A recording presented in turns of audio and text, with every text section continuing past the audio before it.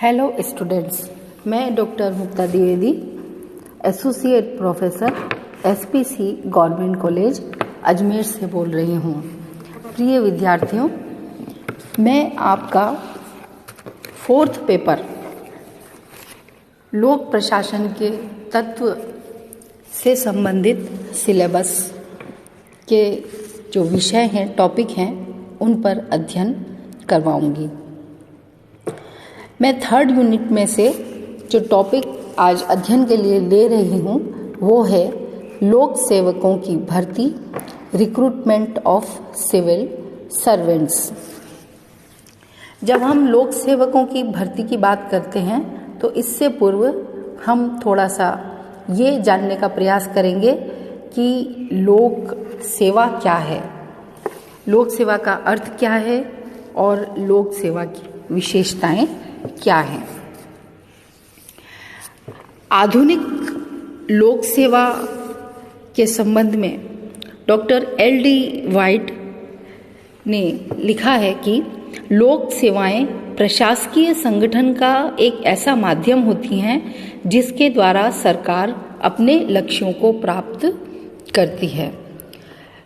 17वीं और 18वीं सदी में कार्मिक व्यवस्था जिसमें अप्रशिक्षित और अवैतनिक वर्ग के लोक सेवक हुआ करते थे, लेकिन वर्तमान समय में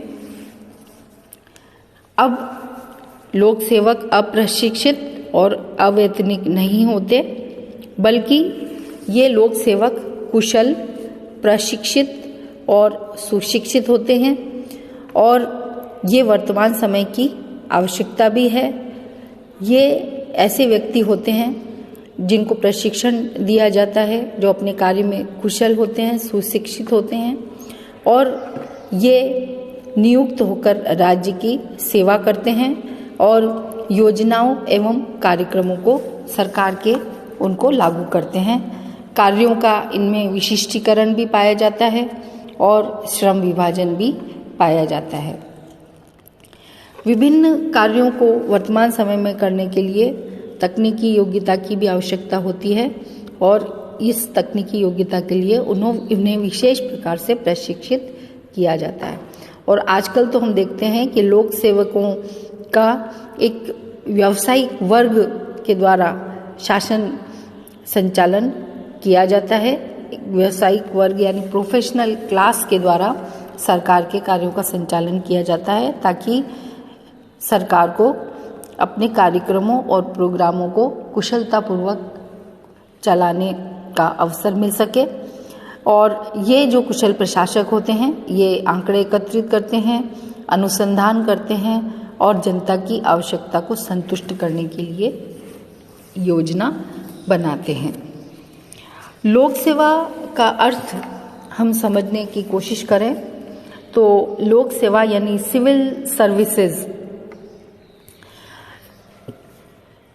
को हम इस अर्थों में समझ सकते हैं कि इसका जो प्रचलित अर्थ है वो है प्रशासकीय सेवा की असैनिक शाखाएं।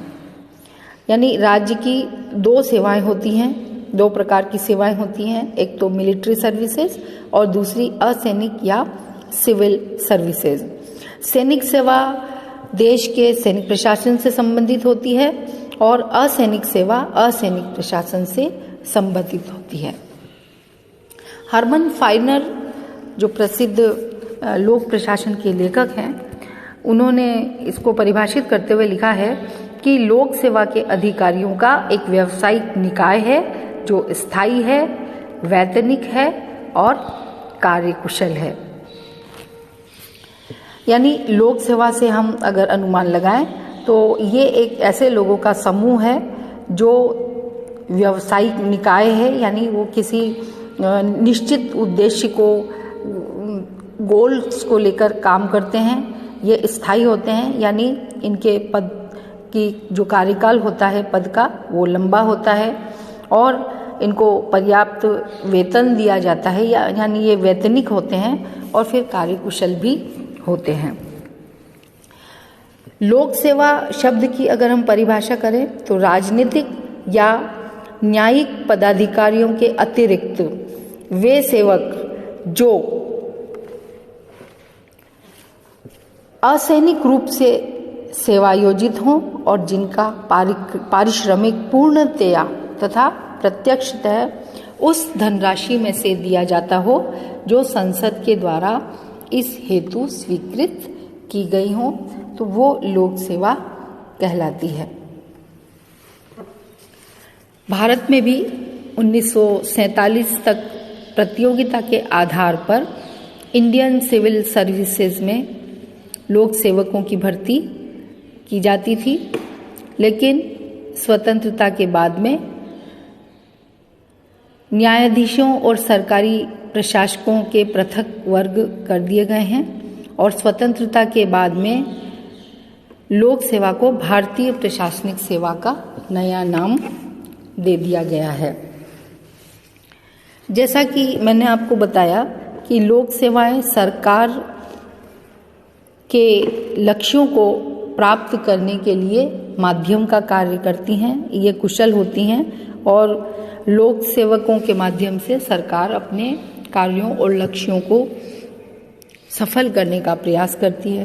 तो स्पष्ट है कि लोक सेवाओं का अपना बहुत अधिक महत्व है, इसकी बहुत अधिक सिग्निफिकेंस है, क्योंकि लोक सेवा किसी भी देश में किसी भी देश की सरकार के लक्ष्यों और आदर्शों की प्राप्ति में महत्वपूर्ण भूमिका निभाती है।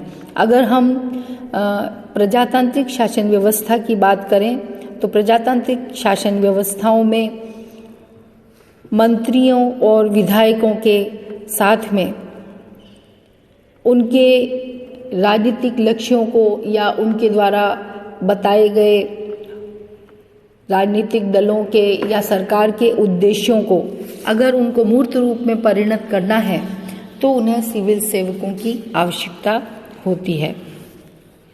इसके बगैर कोई भी सरकार सफल नहीं हो सकती है और राज्य के कार्यक्षेत्र लगातार बढ़ते जा रहे हैं और सरकारी नीतियों के क्रियान्वयन में सहयोग की बहुत आवश्यकता होती है और इसलिए शासन तंत्र का या लोक सेवाओं का प्रभाव भी लगातार बढ़ता जा रहा है। ये पहले हस्तक्षेप की नीति होती थी और राज्य लोगों के कार्यों में बहुत कम हस्तक्षेप करते थे।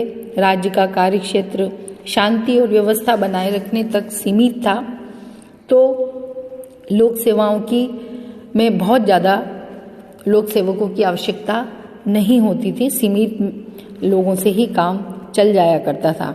लेकिन वर्तमान समय में औद्योगिक क्रांति के कारण, तकनीकी क्षेत्र में अत्यधिक प्रगति होने के कारण और लोक कल्याणकारी समाजवादी विचारधारा के कारण अब लोक सेवकों की, राज्य प्रशासनिक अधिकारियों की बहुत ही सरकार को आवश्यकता पड़ती है। किसी भी देश का संविधान और नीति निर्माता मंत्रीगण कितने ही अच्छे योग्य क्यों न हो, लेकिन अगर उनके नीतियों को पूर्ण करने के लिए, लक्ष्यों को प्राप्त करने के लिए अगर दक्ष कुशल सेवी वर्ग न हो, सिविल सर्विसेज न हो, तो वो सरकार कभी भी सफल नहीं हो सकती है, वो शासन कभी भी अपने उद्देश्यों को प्राप्त नहीं कर सकता है। इसलिए अच्छे परिणामों के लिए कुशल और सत्यनिष्ठा के साथ सिविल सर्विसेज के लोगों की आवश्यकता पड़ती है। तो वर्तमान समय में सिविल सेवा या सिविल सेवकों का महत्व अपने आप में ही बहुत ही स्पष्ट हो जाता है।